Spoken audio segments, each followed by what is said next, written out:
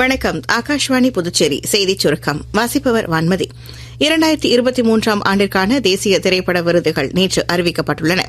Parking Tamil திரைப்படத்திற்காக சிறந்த குணச்சித்திர நடிகர் விருதுக்கு திரு MS பாஸ்கர் தேர்ந்தெடுக்கப்பட்டுள்ளார். இதனை முன்னிட்டு சமூக ஊடக பதிவில் வாழ்த்து தெரிவித்துள்ள மத்திய இணையமைச்சர் டாக்டர் எல் முருகன் தனது சிறந்த நடிப்பை வெளிப்படுத்திய திரு பாஸ்கர் அவர்களுக்கு பாராட்டு தெரிவித்துள்ளார்.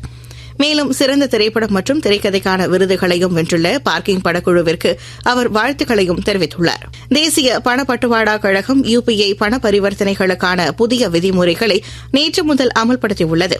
இதன்படி UPI மூலமாக பணம் அனுப்பும்போது பணம் பெறுபவரின் பெயர் அனுப்புநருக்கு காட்டப்படும்.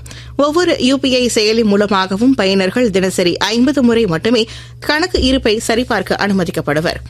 தெற்காசியாவின் ஒரே வருடாந்திர சர்வதேச நடன திரைப்பட விழாவான மேனிஃபெஸ்ட் திரைப்பட விழா புதுச்சேரியில் நேற்று தொடங்கியது.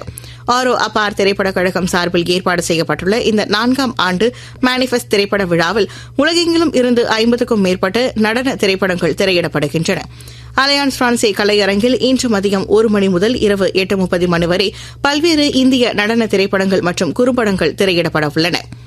மேற்கு திசை காற்றின் வேக மாறுபாடு காரணமாக வரும் 7ஆம் தேதி வரை தமிழகத்தின் ஒரு சில இடங்களிலும் புதுச்சேரி காரைக்கால் பகுதிகளிலும் லேசானது முதல் மிதமான மழை பெய்யக்கூடும் என சென்னை வானிலை ஆய்வு மையம் தெரிவித்துள்ளது.